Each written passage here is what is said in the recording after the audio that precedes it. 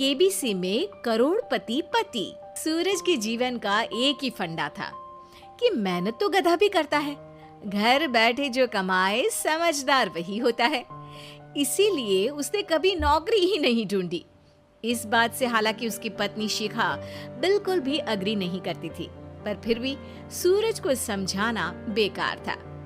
TV में कैसे बनोगे करोड़पति का ऐड देखकर उसे लगा कि बस अब तो घर बैठे ही वो करोड़पति बन सकता है, और उसके पीछे उसने अपने सारे सोर्सेस एक्टिव कर दिए। 2 हफ्ते में उसके कलीग के साले के पड़ोसी के बेटे का सोर्स निकलता है जो कि उसे शो में पहुंचा सकता है, और सूरज उससे मिलने चला जाता है। अच्छा, तो हमें मुकेश जी बता रहे थे कि आप हमें शो में पहुंचा सकते हैं। हाँ, उसमें कोई तकलीफ नहीं है। मैं कल अगर कोशिश करूँ तो इसी महीने में आपका नंबर आ जाएगा। अरे ये तो बहुत बढ़िया हो गया। अच्छा, वो सिलेबस और क्वेश्चन पेपर का कोई जुगाड़ है क्या? उसका तो कोई जुगाड़ नहीं है। तो वो वाकई में कुछ भी पूछ सकते हैं? हाँ, वो तो बच्चन जी पर है, जो पढ़ते हैं वो पूछ लेते हैं। पहली कोशिश फेल होने पर अब सूरज के सामने एक बहुत बड़ा सवाल था कि आखिर जवाब कहाँ से लाए। तब शिखा ने एक सजेशन दिया, क्यों ना सूरज अपने चचेरे भाई सुमित से मदद मांगे, जो कि यूपीएससी की तैयारी कर रहा था। हालांकि इतनी मेहनत करना सूरज को समझ में नहीं आता था, पर कोई और रास्ता ना मिलने पर वो आखिर सुमित से बात करता है। अरे सुमित, हमारा कैसे बनोगे करोड़पति के लिए सिलेक्शन होने वाला है। तुम हमें थोड़े चिट बनाने में मदद करोगे क्या? अरे भैया, चिट बनाए तो सालों हो गए, उसमें हमारा एक्सपर्टीज नहीं है, बल्कि आप बोलो तो हम आपकी पढ़ने में जरूर मदद कर सकते हैं। हट, कैसी अनाप शराब बातें कर रहा है तू।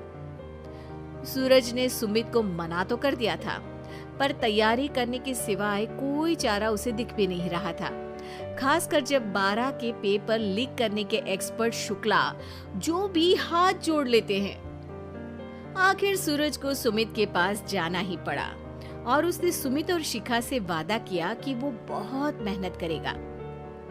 1 महीने की तैयारी के बाद फाइनल हुआ कि शो से 1 हफ्ते पहले एक ट्रायल खेला जाएगा, जहां पर सारे रिश्तेदार ऑडियंस की जगह पर होंगे और शिखा सवाल पूछेगी। दूर दराज से भी रिश्तेदार आकर हाजिर हो गए देखने कि आखिर कैसे बनेगा सुमित करोड़पति। सब कुछ सेट था, और इतने में सूरज आकर अपना स्पीच देता है। ये 1 महीना मेरे लिए आसान नहीं था, पर अपने भाई सुमित और अपनी पत्नी शिखा की मदद से मैं इतनी दूर पहुंच पाया हूँ। मेरे मम्मी पापा के आशीर्वाद ने भी बहुत साथ दिया है मेरा। मैं उम्मीद करता हूँ कि आज के शो में आप लोगों को बहुत मजा आएगा। साक्षी पहला सवाल पूछती है और पूरे कमरे में सन्नाटा छा जाता है। इंडिया में कितने स्टेट्स हैं? 3, सॉलिड, लिक्विड और गैस। अरे रुकिए, तो ऑप्शंस तो देने दीजिए। इतने में 5वीं कक्षा का चिंटू बोल उठता है। अरे क्या मामा, आप तो पहले सवाल पर ही आउट हो गए। अरे बेटा, पहला सवाल तो ट्रायल होता है ना। अरे तुम अब देखना।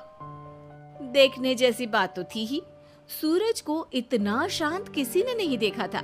कभी कभी तो लगता था मानो सूरज आंख खोलकर ही सो गया हो। मामा जल्दी करो प्लीज, कल सुबह पनवेल भी तो निकलना है। अरे हट, कंसंट्रेट करने दे मुझे। 3 सवाल में 3 लाइफलाइन खत्म हो चुकी थी, और अब चौथे सवाल पर भी सूरज का मौन नहीं टूटा। पर सूरज अभी भी हार मानने को तैयार नहीं था। उधर हर कोई सूरज को छोड़ सुमित को देख रहे थे। आखिर सुमित ने ही तो पढ़ाया था सूरज को। गजब बेइज्जती है यार। अरे बेटा, तो बाप का, दादा का, भाई का, सबका नाम बुड़वाएगा। अरे 3 लाइफलाइन ले ली तो भी तेरा कुछ नहीं होना है। अरे कोई इतनी बात करता है क्या शो पर? अरे बेटा, शो पर तेरे जैसे भी तो नहीं आते ना।